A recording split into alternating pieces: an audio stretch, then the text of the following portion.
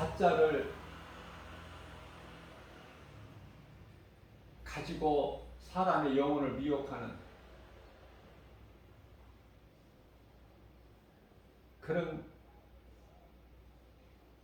갈라디아서 1장 9절 말씀을 보면은 진리가 아닌 다른 복음을 전하는 자는 저주를 받으리라. 그래서 어디에서 저주를 받나 했더니 요한계시록 20장 10절에 가보니까 전부 거기 불구덩이 속에 들어있더라. 너나 나나 할 거 없이 다 가짜들은 회개해야 돼요. 회개하라고 지금 이 코로나19를 주신 거야, 하나님께서. 그걸 피하려고 하지 말고 회개하라고, 돌아오라고. 기다리시는 하나님 대문을 열어놓고, 대문은 구원의 문. 오늘도 열려있잖아요. 고린도후서 6장 2절 말씀, 지금은 은혜 받을 만한 때요 구원의 날이로다. 오늘 또 문을, 구원의 문을 열어놓고 활짝 열어놓으시고 기다리시는 아버지의 심정, 우리 하나님 마음, 잃어버린 자식 찾지 않는 부모가, 아버지가 어디 있어? 오늘 또 기다리시는 거야. 찾고 계시는 거야. 예수님께서 누가복음 17장 17절에 내가 너희 10사람을 다 고쳐주지 않았느냐. 그런데 9은 어디 가고 너 혼자 왔느냐. 그 9을 찾으시는, 그 9사람이 되는 인생 다 살지 말고 하나님 은혜와 사랑에 감사하여 깨닫고 하나님 앞에 나와 꿇어 엎드려 하나님을 경배하고, 하나님이 기뻐하시잖아요. 가라, 내 믿음이 너를 구원하였느니라. 나머지 9명은 나병만 임시적으로 나은 거야. 병이 나병만 있습니까? 그러나 영혼은 다 죽었어. 하나님을 떠나서 사는 인생은 다 죽은 거야, 영이. 그러나 예수님께 돌아온, 그것도 사마리아인 한 사람,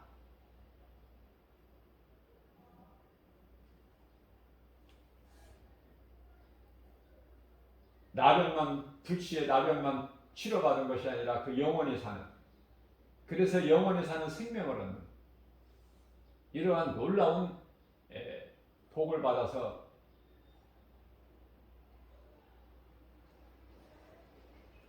행복자로 거듭나 버리잖아요.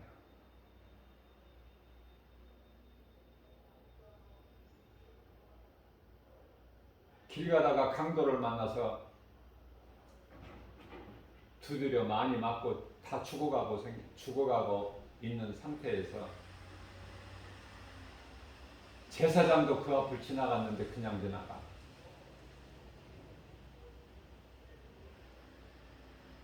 레위인도 그냥 지나가. 그런데 한 사람이 지나가는데 그것을 그냥 지나치지 못하고 그에게 포도주로 그 상처를 씻어주고 자기 옷깃을 찢어서 그걸 또 싸매서 주막에 데려다 줬는데, 그 주막은 오늘날로 말하면은 병원이라고 할 수도 있고 약국이라도 할 수 있고, 얼마를 주면서 이것으로 좀 잘 돌보아 주라. 만일에 모자라면은 내가 오는 길에 다시 내가 주겠다. 이게 유대인이냐 그 말이에요. 사마리아인, 유대인이라고 해서 자랑할 것도 없고 거들먹거릴 것도 없고 이방인이라고 해서 하나도 움츠릴 거 없어요. 우리 예수님은 이방인 구원이나 유대인 구원이나 차별이 없다고 말씀하십니다. 우리는 영적 이스라엘이, 영적 아브라함 자손 아닙니까?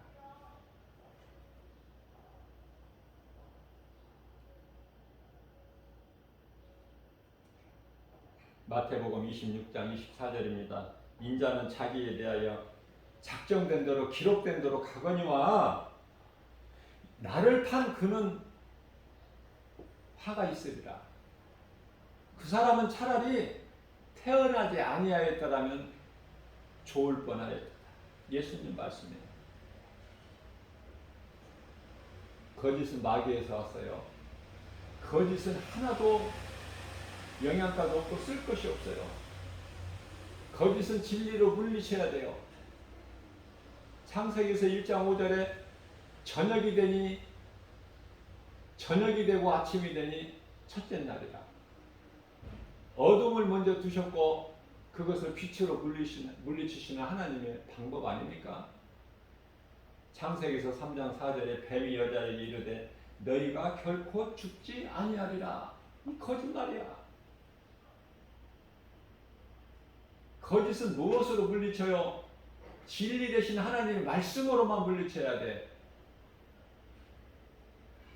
마태복음 4장 4절 이하 11절까지 말씀을 보게 되면 40일 금식하신 예수님께서 성령에 이끌려서 광야로 나가실 때 사탄이 예수님을 미혹하죠? 시험하지 않습니까? 그것도 3번이나. 그러나 예수님은 시험받지 아니하시고 무엇으로 물리치셔요? 말씀으로. 우리가 잘 알고 있는 말씀이 마태복음 4장 4절, 신명기 8장 3절에서도 같은 말씀이에요. 이사야서 34장 16절 말씀을 보면 모든 성경에 짝이 있다고 말씀하셨잖아요. 우리가 찾지를 못해서 그렇지. 그래서 신명기에서 일단 모세를 통해서 신명기서에서 8장 3절에서 말씀하고 있는 그 말씀이 신약에 와서 마태복음 4장 4절, 사람이 떡으로만 살 것이 아니요 하나님의 입으로 나오는 거룩하신 말씀으로 산다. 말씀으로 물리치시잖아요. 결국은 3번 시험 사탄이 했지만은 예수님은 3번 다 말씀으로 물리치시니 마태복음 4장 10절에서 주 너희 하나님을 시험하지 말고 다만 그를 섬기라. 하나님을 경배하라. 말씀으로 물리치시니까, 선포하시니까 사탄이 예수님께로부터 떠나고 천사들이 와서 예수님은 시종을 들더라. 11절 말씀에서.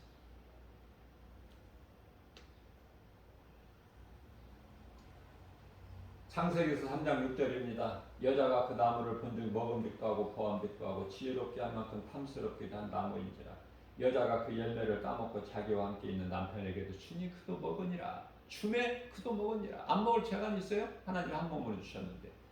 아내가 주는 거 안 먹을 남편이 있나요?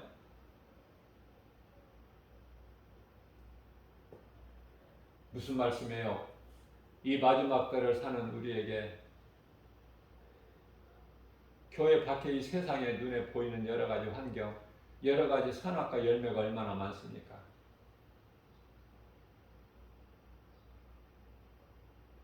그거 먹지 말라는 거야. 바라보지도 마. 갈라디아서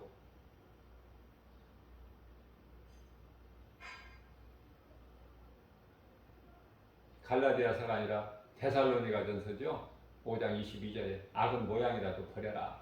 냄새나고 더러운 거 아예 가지도 마. 악인들이 모여있는 그 무리 틈에 왜 베드로야 네가 왜 거기 끼어있어. 그러니까 예수를 모른다고 네가 3번 부인하지. 하나님은 말씀을 먼저 하시고 이루셔요. 앞서 말씀 전한 대로 우리가 성경을 하나님 말씀 갈급한 심정으로 이렇게 말씀을 가까이 접하다 보면은 궁금한 것이 한두 가지가 아니야.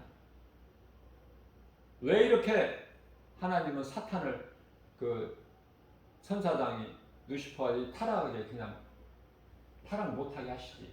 전지하신 분이시기 때문에. 왜 타락하게 그냥 놔두셨나? 왜 아담을 미혹하게 놔두셨나? 왜 아담이 타락하게 놔두셨나? 선악과 열매 못 먹게. 얼마든지 하실 수 있는데.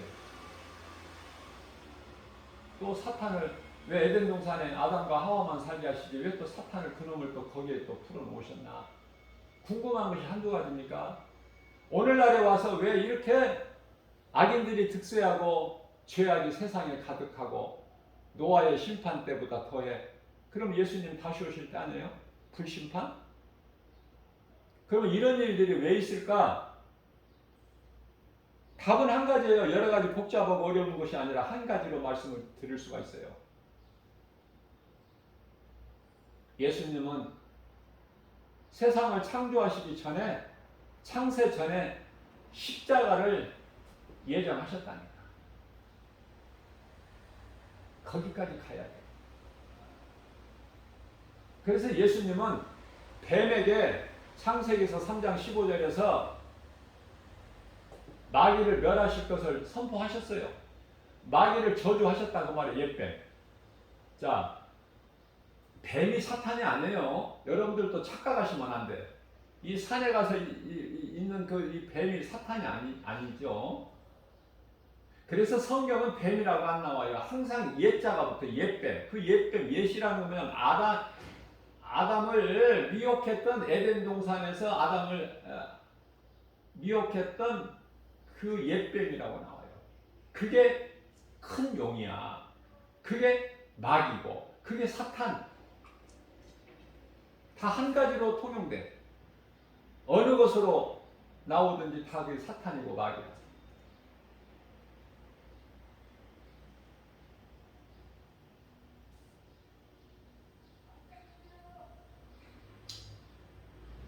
그래서 사람은 죽은 거야. 왜? 하나님의 말씀이 이미 선포하셨죠?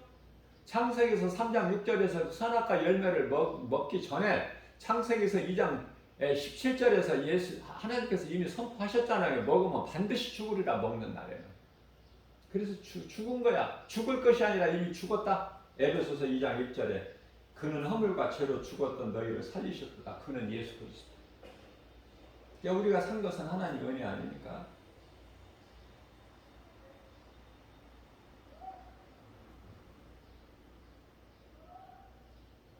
내가 산 것은 주님의 은혜다. 내가 나 된 것은 주님의 은혜. 영원히 죽을 수밖에 없는 나 같은 죄인을 살리신 예수님. 그 예수님께 드리는데 뭐가 아까워? 내 몸과 마음을 다 드릴 수 있어야지. 주를 위해서라면 생명조차도 아끼지 않냐고. 사도 바울의 신앙 아닙니까? 그런 말씀들이 왜 기록되어 있어 성경에? 오늘을 사는 저와 여러분들이 그 신앙을 본받으라고. 어떠한 환난이 와도 욥같이 믿음에서 떠나지 말고 이기라.